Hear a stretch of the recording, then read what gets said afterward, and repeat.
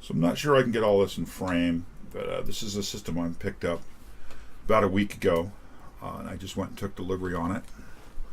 It's an IMS security system, apparently made by Rodime, who I believe was a hard drive manufacturer. I did some research on the web and didn't find a whole lot of information. On Wikipedia I found a reference to this system, and that was about it.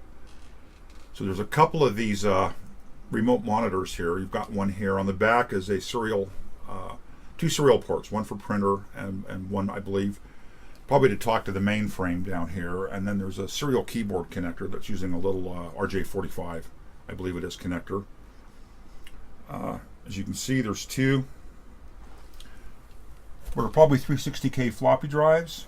Got a little IMS label back in them.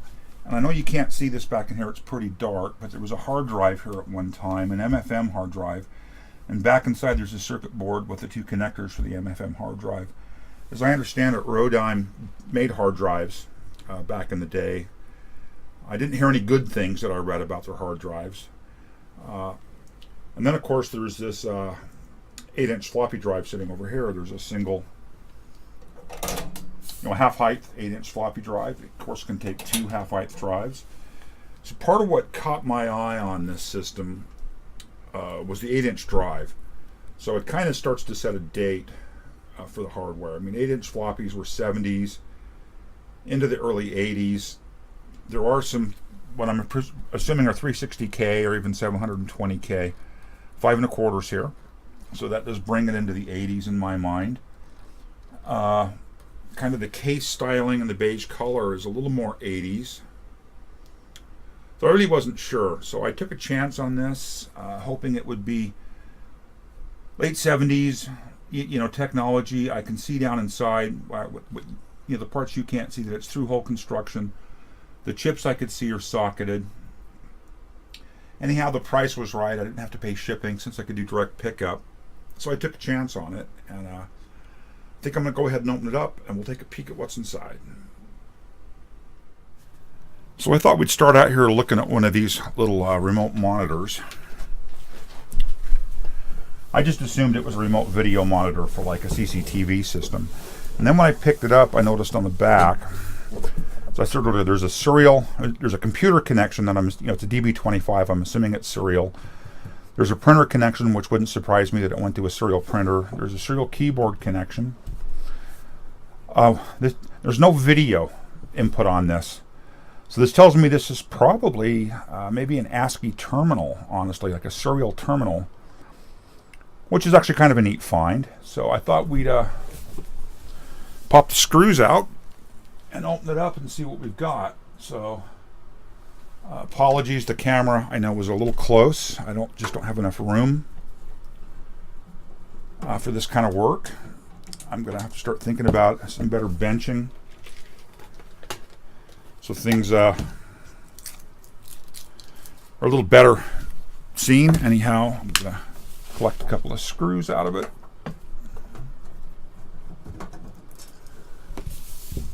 Unless I lose them. It's a metal case. Let me go check the door. So I'm back. Wasn't anybody there, no surprise. Let's see, there we go. So, very interesting. So we've got a single printed circuit board. We've got a couple of 8250 UARTs here. They're national branded. They're 34th week of 88. Everything is socketed, which is really nice. There's an SC8267. That may be a terminal controller. There's some national 2116s all socketed. Of course, a couple of EPROMs. Looking to see if there's a processor in there. There's a 8085, so there's an 8085 processor there.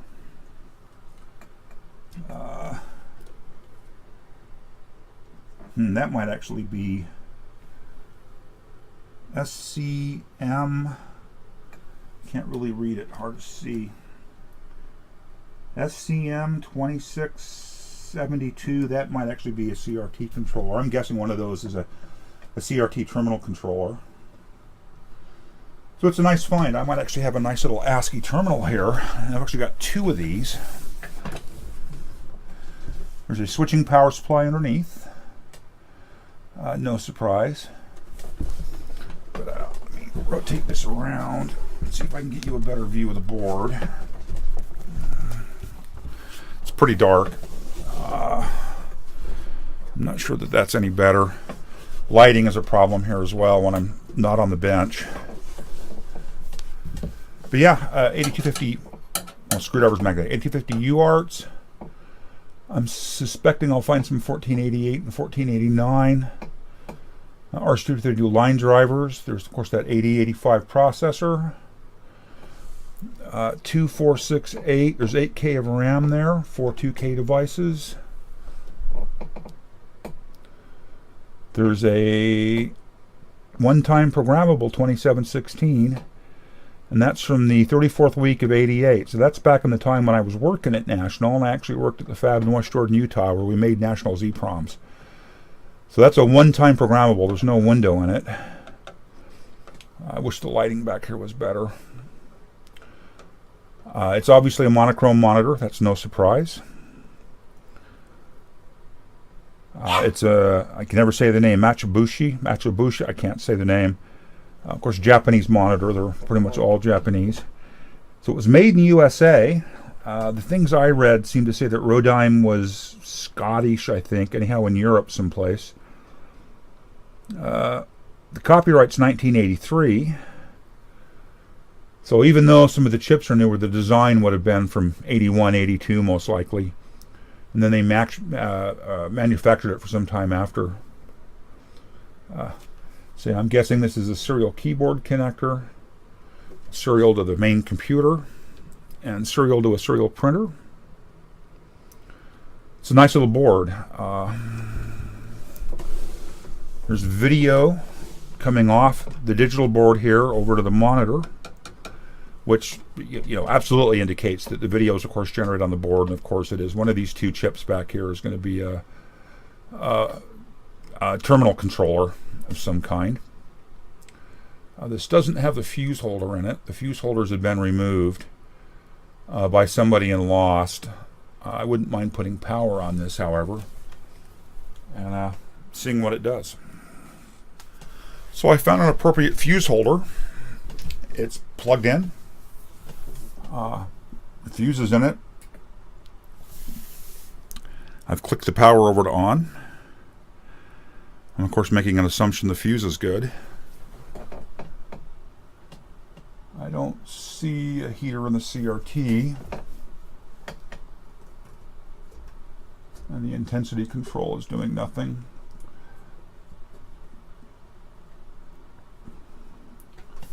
So I don't know if that fuse is bad, which is possible. Or if I blew it, which is possible.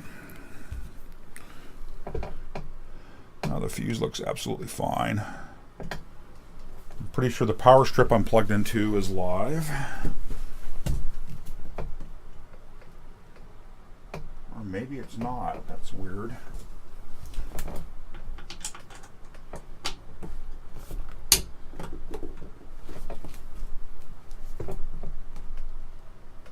Huh. Oh yeah, the power strip's live. I can see power on one of the battery chargers back there. Well, it's a little bit disappointing.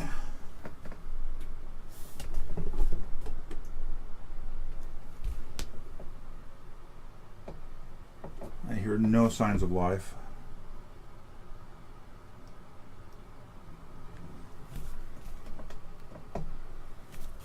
Yeah, it was worth a shot. Claim that fuse holder. I'm going to need it on the other devices. Power cord out. And we'll get the back put back on it.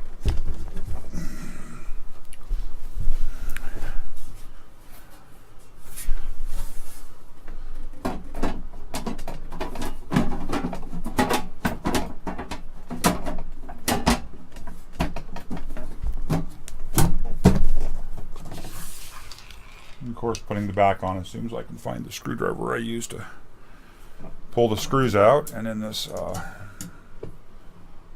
place I call my shop, there's the screwdriver. You set things down, they do tend to vanish. Well,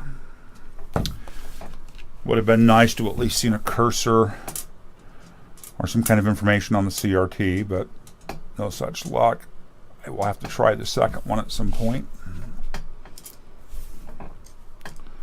Obviously that worked very well.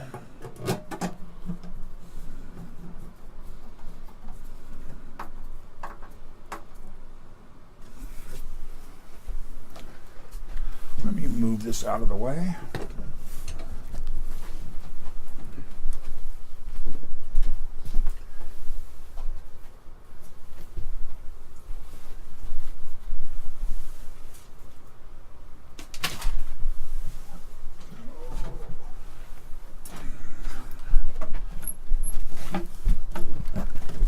What we're going to find next, it's large and heavy, is the main controller for the system. We looked a bit at it earlier. Power switch, there's a reset switch. Let me spin it around, it's pretty heavy.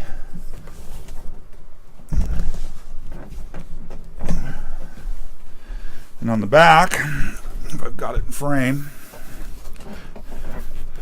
there's a serial printer and there's channel 2, 3, 4, 5, 6, 7.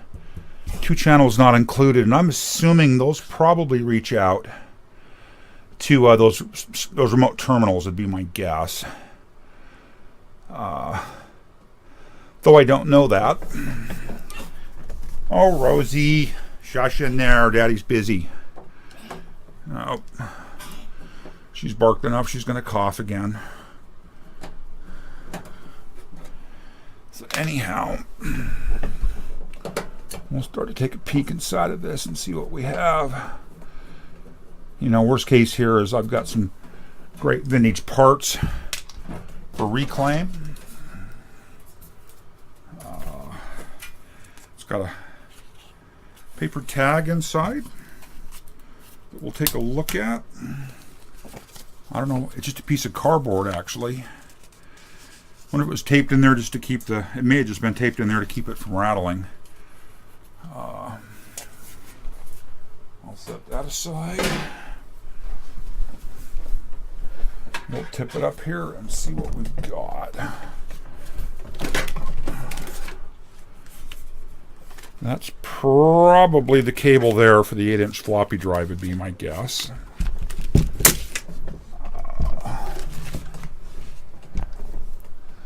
So there's another video card up here, and this looks identical to that serial card on that other terminal. It is identical. The 8250s, the 8085.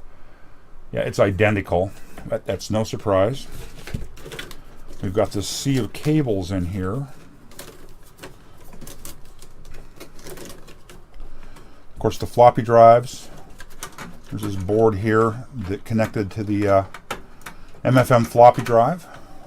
The configuration was 308 cylinders. Heads was 1. Really? And sectors was 14. Oh, and that's a bad map list. Sorry, I was thinking that as hard drive configuration, not a list of bad sectors on the hard drive. There's a little cable here that comes up to the video board. And of course there's the monitor driver back there, or the CRT electronics, a hell of a boxer fan. Well, I'm debating on what the next step to do here is. Should I just apply power and see what we get? I'm looking to make sure it's safe inside, which it looks like it is. There's one serial connector loose, but I'd really like to pull this card out of here just because it's hanging loose and I don't want to take a 5-volt rail and short it to the chassis. I can get that to come loose.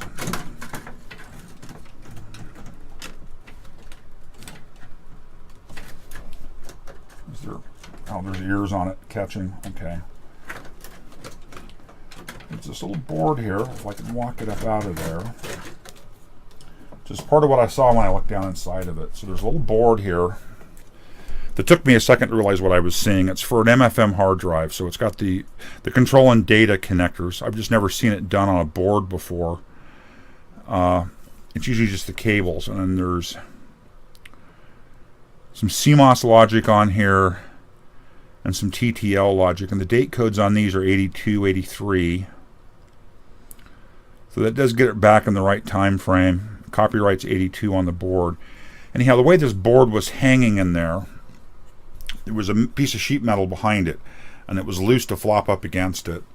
And like I say, I didn't want jumpers or anything on here shorting back to it when I powered it up. Since I don't have the hard drive, obviously it's not going to boot. I'm going to release the 8-inch floppy drive cable if I can. I'm very sure that's what this cable was for, was to get over to the 8-inch floppy drive. We'll sort that out of the way. We've got the floppy controller cable coming over to the floppy drives. This is going to most likely be the hard drive controller because it's the board that this interface card came off of. We've got serial cards in it. So it looks like there's... So the printer goes to this front board, and then it's just got these boards with the ribbon cables here come into. For those serial connections, the card sizes are S100-esque, which would be interesting, but I don't believe that's an S100 backplane down in there. Although it'd be interesting if that was the technology they built this on. Anyhow, I'm going to spin it back around.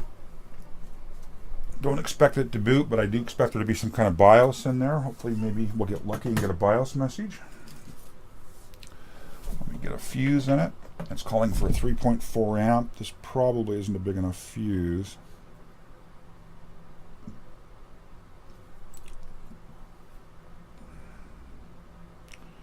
$250 volt. Having a hard time reading it. Well, hopefully I won't pop the fuse. I guess if I do, it's just a fuse. So let me get that fuse seated in there. I'll spin him back around. We'll apply some power. And we'll see what we get. I do see a nice switching power supply down in there. Just a quick look down inside the power supply. I don't see any caps that have failed. I don't see any bulging on the main filter caps. I'd imagine this has got large amounts of runtime on it. Power is off. Everything put is right here. Well, the tell will be if the cooling fan comes on, which it did. So we have a cooling fan, that's a good sign. And we have a cursor. And it's accessing the floppies trying to boot. So hopefully you've caught all this. There's a PRC T950 9600 baud. That menu across the bottom looks strangely familiar to me. And I've worked on a terminal. I guess it's just you know, pretty common. It's actually accessing the floppy here, trying to find boot media. I don't think it's a DOS machine. That would be wild. It can't be. It's a serial terminal. Anyhow, we've shown that those boards are a serial terminal board. You know, 9600 baud. I don't know what PRC is. I guess it's telling me floppy disk here maybe as it continues to try to boot. Anyhow, that's interesting. Kind of fun.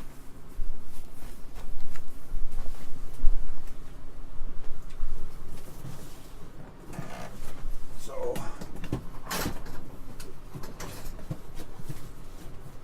just for grins, I don't expect this to actually work. Why the heck not? I have a DOS boot floppy here. And there's no way this is going to boot DOS. It just would not make any sense. This is going to be a proprietary OS or CPM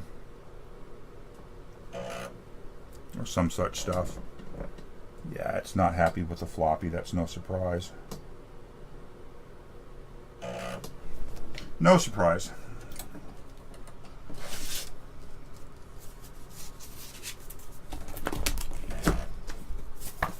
So I guess the next step becomes actually getting it powered back down. And I want to pop the cards out and take a look at what we've got on each card. It's kind of cool to see an old school serial terminal wake up there.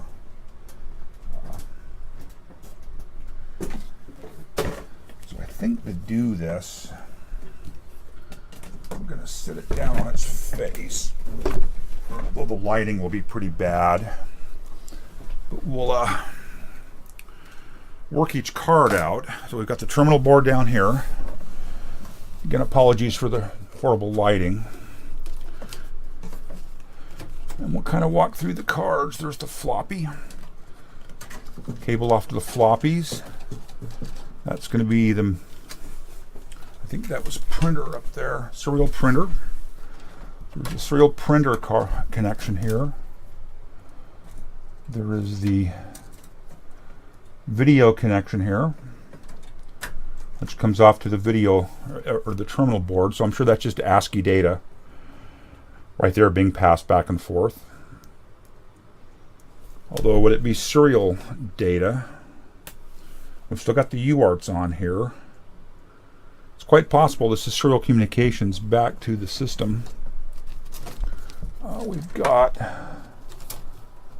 some kind of a cable that looks like it brings, dig here. So we've got a jumper cable there and one there, and I wonder if these are power or it's not like a video cable. I suspect, I don't know. I actually don't know what that is.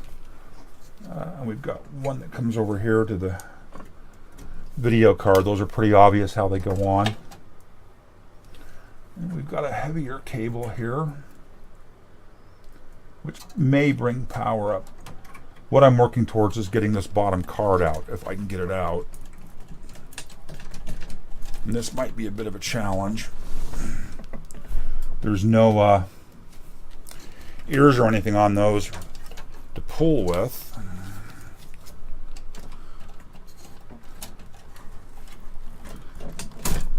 It actually came loose fairly easily.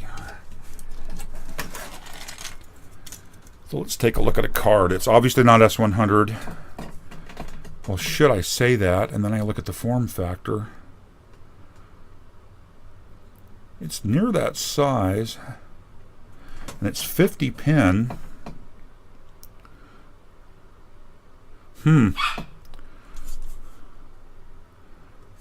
It's got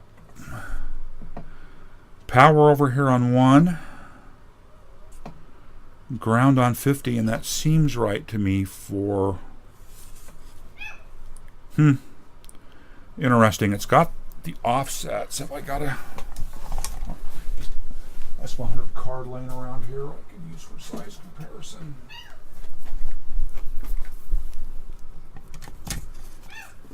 That's quite interesting. So I've got an S100 prototyping card here, and I've got this card, and it's a little bit, it's the same width, it's identical width. It's a little bit taller, but that's no big deal.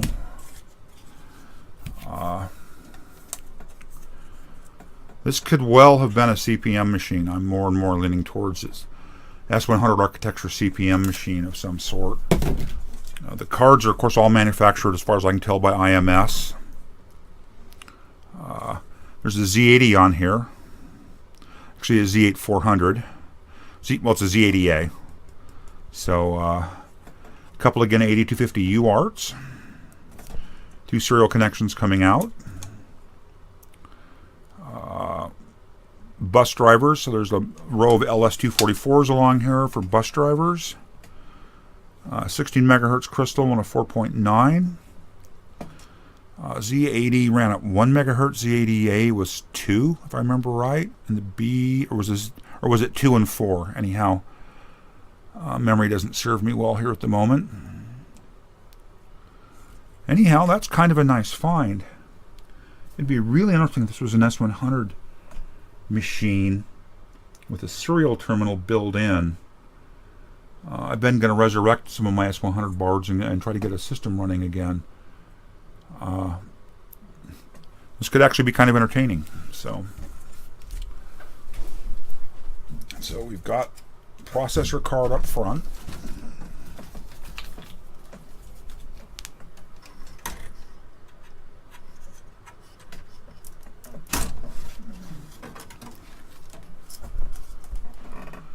We've got a card with, I'm guessing this is a memory card, 64K memory, made in USA. So hopefully this is in frame and it's got some light on it. So it's a 64K memory card. These must be 64K DRAMs up here. 1, 2, 3, 4, 5, 6, 7, 8, 9, 10, 11.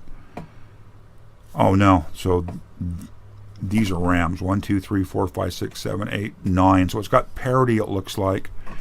Yeah, 8A, 9A to 16A. 2, 3, 4, 5, 6, 7, 8, 9. There are 9 of them that look like 200 nanosecond. 64K DRAMs. I think that's what the number is spelling out to me, which makes perfect sense, that being a 64K card. The Z80 does DRAM refresh automatically, which is nice. Of course, I don't have any documentation for the jumpers. It's got a, I'm sure that's a 5-volt regulator sitting there, an LM340T5. So 5-volt regulator, the 8 volts off the S100 bus comes in over here on P1. It's regulated down to 5 for the board. And ground off the other side. This is a really nice find. Keep working my way up through the cards.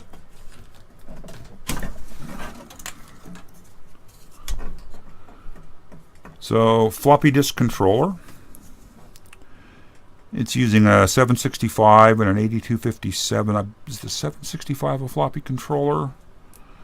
We know it accessed the floppy. A couple of bodge wires on it. A little bit of dust. I don't remember. Is the D765? Or is the 8275? I don't remember. The numbers aren't jumping out. They're familiar. But yeah, floppy controller. I think if I can get this card to come loose. I'm trying to keep these stacked so I can get them back in the same slots, though it probably doesn't matter. But those are famous last words. This is a WD controller, so it's a hard drive controller.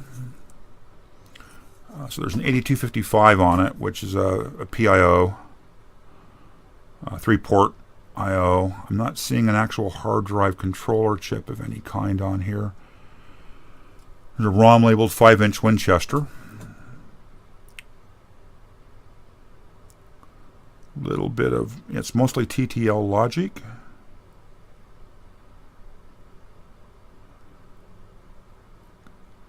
A couple of memory devices here. Not much else. So it's, I don't see, there's very little analog. I mean, there is an analog section here. But I think this card, in conjunction with this card, these together, they were together this way in the system. And this came over to the hard drive. There's not a lot of analog on here either, so I'm trying to figure out, well, there doesn't really need to be. But no, this was their hard drive controller subsystem.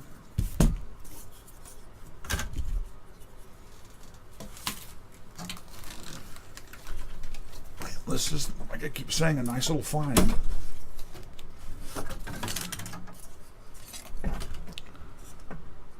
IS graphics adapter.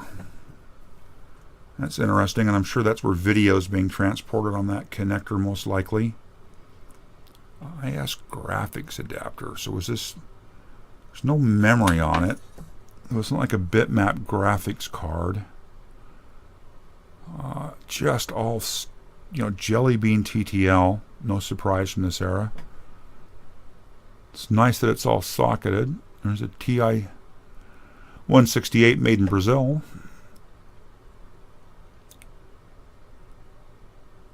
Interesting. See, I did a bit of Googling and I found one reference to this. Most of the references were Rodime hard drives. I found one reference to this system on Wikipedia. So here's going to be one of the serial cards. Oh, interesting. So, serial card, only it's got a Z80A sitting here, processor. It's got dual Z80As. No, it doesn't. This is a CPU, and this is an SIO. 8255. So this is a dual, I believe this chip is a dual serial, if I remember right. And a Z80PIO. So this is like a standalone serial card, which is interesting. We've definitely got a 1488 here. 1489, 1488. There's going to be a 14, probably another 14. So there it is, 88, 88, 89, 89. Logically, the layout's kind of weird, but there's an RS-232 driver receiver. So those are doing RS-232 level translations back to TTL levels. Directly off the SIO, the serial IO here. There's a Z80C CTC down here. So there's got to be some RAM. There are 9, 3, 4, 5, 6. There are, again, 9 RAM chips. So there's some kind of parity on it. Of course, this is a security system, so I would assume you'd want reliability. And just a bunch of standard TTL stuff. That's a nice little chipset. Date codes are 8347, 8348. So again, early 80s. I would expect to find, and we'll see if we can spot them here. There's a plus 12 volt regulator. So in 7912, minus 12 volt regulator and plus 12 volt regulators. Those go to the 1488, 1489 drivers. So you can get your plus and minus 12 volt rails for the RS-232. There's a 340T-5 and a 340T-5. So there's 2 separate 5 volt regulators to deal with the current load. Very classic S100 style board. And I'm guessing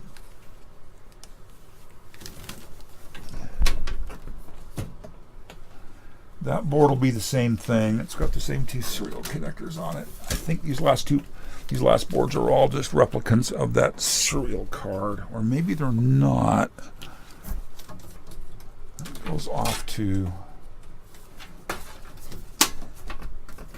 It's kind of hard to see up in there. It's dark for you and dark for me both. These cables are laid out so that they should just go back into their natural positions. They can't cross under each other, so I'm not too worried about getting it back together. I believe that's another identical serial card that is. Just noticed on the processor card there's actually a parity error LED here. So MPU, parity error LED. So again, it's some kind of serial card. And I'm guessing most likely how this was designed is this is doing all the serial processing for the serial ports on here, and it's got a full CPU with memory and ROM. And it's probably sitting on a couple of ports. Take a look at the jumpers. So the jumpers are different. This jumper block down here where my thumb is and this jumper block up here are strapped slightly different. So I'm guessing these are sitting on ports for the main Z80, and then it talks to those ports to pick up the serial data or send serial data out, is my guess. And of course the jumper block here is controlling what port or ports the card listens to. This would make logical sense to me. I'm not an expert, but... And this has got to be that, I think, the 8-inch floppy controller. And it's interesting, it's got an 8-inch floppy. Getting CPM to run on this would be entertaining because I don't really have any hardware specs. Yep, floppy disk controller. Hopefully there's enough light. You can see here, floppy disk controller. This is the 8-inch floppy drive controller. And again, it's a 765 and an 8257, so it's just configured for 8-inch floppies. Similar card to the other floppy controller. It's a very similar card to the other floppy controller, if I can spot it here in the stack. They're actually the same card. So this one's got a 34-pin connector on it up here. 34-pin to go to 5 1/4 inch drives. And the 50-pin isn't populated. This one's got the 50-pin on it to go to an 8-inch drive and doesn't have the 34-pin populated. So it's interesting they used a separate floppy controller for each type of drive. Data rates, because they're different on 8-inch and 5 1/4 inch floppies, may have dictated that. I'm just doing a visual comparison here of jumpers. Crystal frequencies are the same. The dip switches are set very differently. So, again, without documentation, it's hard to know. That's actually pretty cool. It's a Z80 chipset, and now I've lost the order on the boards I pulled out.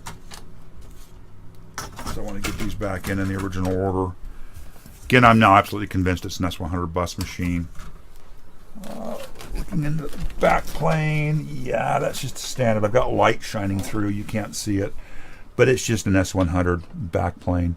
It's 1, 2, 3, 4, 5, 6, 8 slot.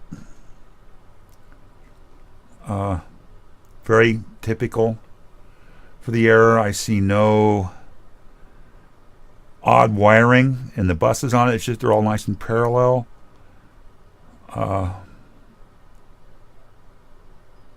Nothing at all. So there's no like odd wiring in the back plane to bring two cards together in a unique way. It's just an S100 machine.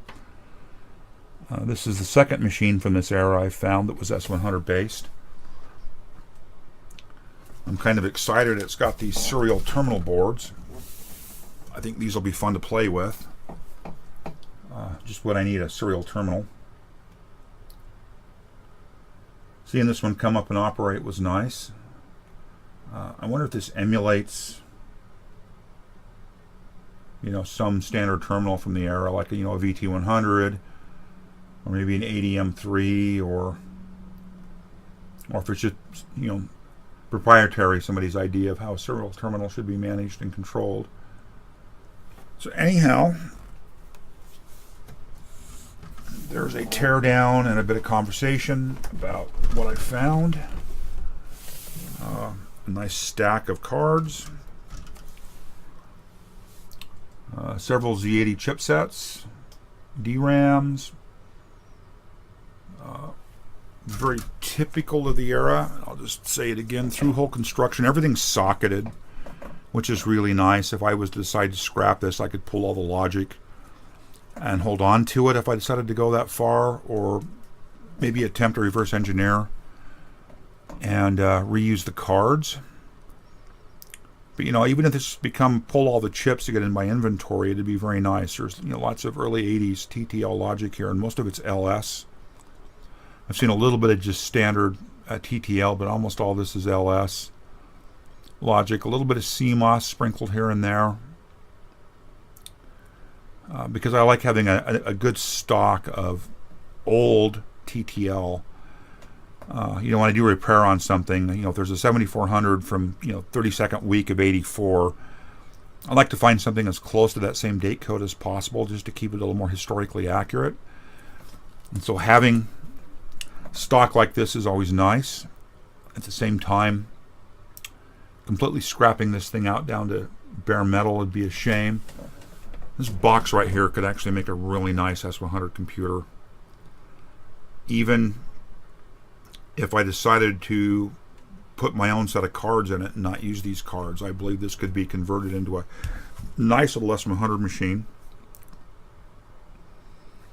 Form factor is okay for the era. It's got a built-in serial terminal, CPM serial terminal.